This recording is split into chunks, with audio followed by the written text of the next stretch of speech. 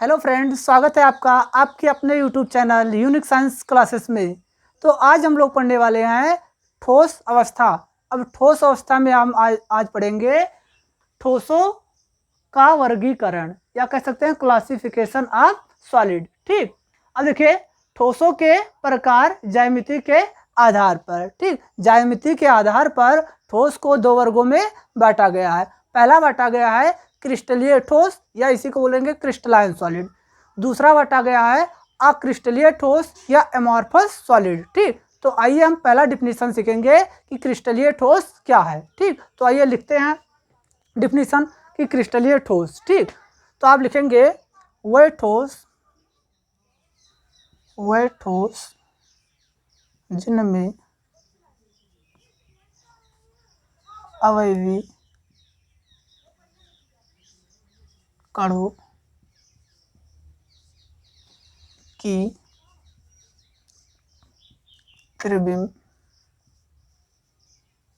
में एक निश्चित एवं नियमित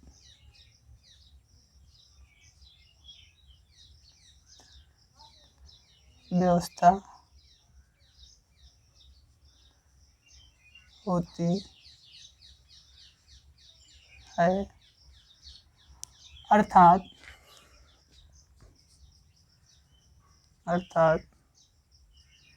अवयवी कणों की दीर्घ परासी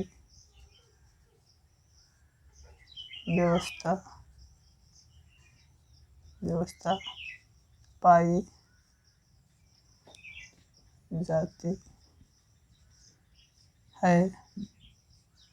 क्रिस्टलीय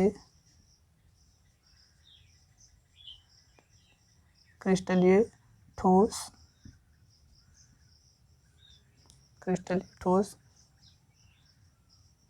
कहलाता है। तो आप दोस्तों क्या बताएंगे? वह ठोस जिनमें अवयवी कणों की त्रिविम में एक निश्चित एवं नियमित व्यवस्था होती है,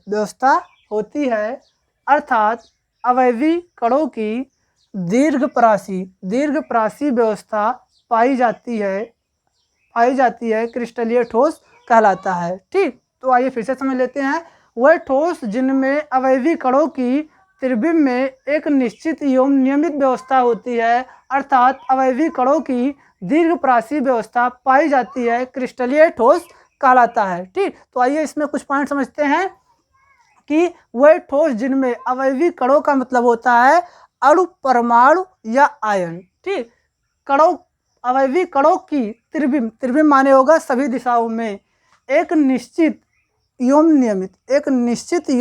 नियमित व्यवस्था होती है, अर्थात अवयवी कणों की दीर्घ प्राची का मतलब होगा लॉन्ग रेंज। ठीक, लॉन्ग ऑर्डर। ठीक, दीर्घ प्राची व्यवस्था पाई जाती है, क्रिस्टलीय ठोस कहलाता है। ठीक, तो आइए हम एक एग्जांपल से समझते हैं। जैसे हम मान लेते हैं कि एक NaCl का क्रिस्टल ले रहे हैं। क्या ले रहे हैं? NaCl का क्रिस्टल।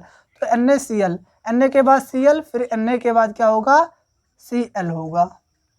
और यहाँ Cl minus Na plus Cl minus Na plus, यहाँ Na plus Cl minus Na plus Cl minus Cl minus Na plus Cl minus Na plus. ठीक, तो आप समझ रहे हैं।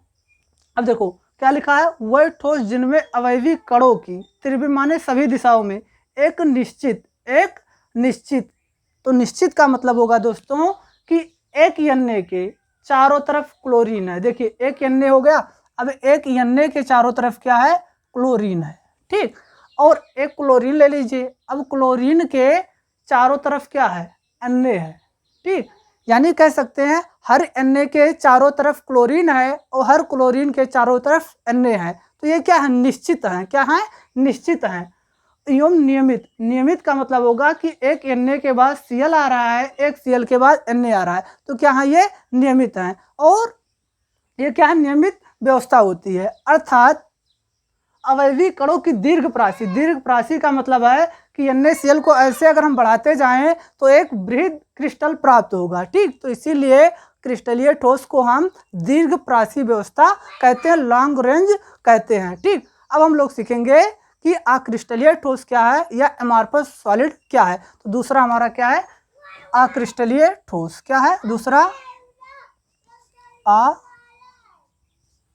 अक्रिस्टलीय ठोस। अक्रिस्टलीय ठोस या इसी को बोलेंगे एमॉर्फस सॉलिड।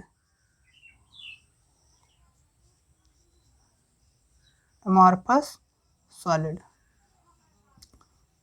एमॉर्फस सॉलिड, अक्रिस्टलीय ठोस किसे कहते हैं। ठीक, तो आइए देखते हैं। आप लिखेंगे वह ठोस, क्या, वह ठोस जिनमें अवयवी कणों की त्रिबिम्ब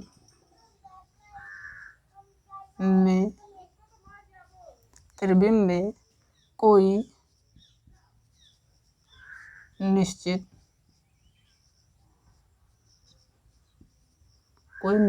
एवं नियमित व्यवस्था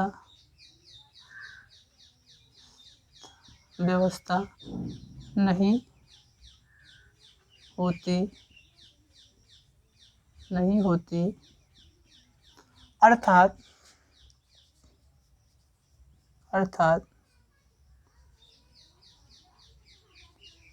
अवयवी कणों की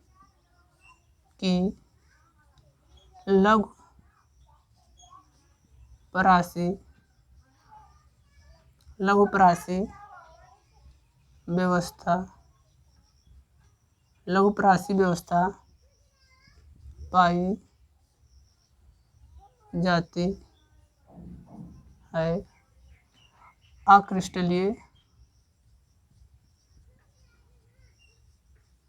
अक्रिस्टलीय ठोस कहलाता है। तो दोस्तों आप क्या बताएंगे कि वह ठोस जिनमें अवयवी कणों की त्रिबिम्ब में कोई निश्चित एवं नियमित व्यवस्था नहीं होती है, अर्थात अवयवी कणों की लघु प्राची व्यवस्था पाई जाती है, अक्रिस्टलीय ठोस कहलाता है। ठीक, जैसे एग्जांपल हम समझ लें ले रहे हैं हम लोग रबर। क्या ले रहे हैं, रबर ले रहे हैं। क्या ले रहे हैं, रबर। अब रबड़ का अगर हम लोग क्रिस्टल बनाएंगे, अक्रिस्टलीय पदार्थ, तो देखिए इसकी व्यवस्था पहले तो सही रहेगी, लेकिन अंत तक ये क्या हो जाएगी, इसकी व्यवस्था बिगड़ती चली जाएगी। ठीक, तो इसका कोई नियमित व्यवस्था नहीं है और ना ही कोई निश्चित है कि इसके बाद ये परमाणु आएगा। ठीक, यानी इसकी व्यवस्था क्या हो जाएगी, लघु हो जाएगी, छोटी हो जाएगी। ठीक, इसीलिए इसको हम बोलते हैं कि अक्रिस्टलीय जो ठोस होते हैं ये लघु प्राची होती हैं। अब एग्जाम में ये क्वेश्चन जरूर पूछा जाता है कि लघु प्राची व्यवस्था और दीर्घ प्राची व्यवस्था किसमें पाया जाता है। तो आपको आपके जानकारी के लिए बता दें कि जो क्रिस्टलीय ठोस होगा उसमें दीर्घ प्राची व्यवस्था पाई जाती है और अक्रिस्टलीय ठोस में लघु प्राची व्यवस्था पाई जाती है। ठीक, अब हम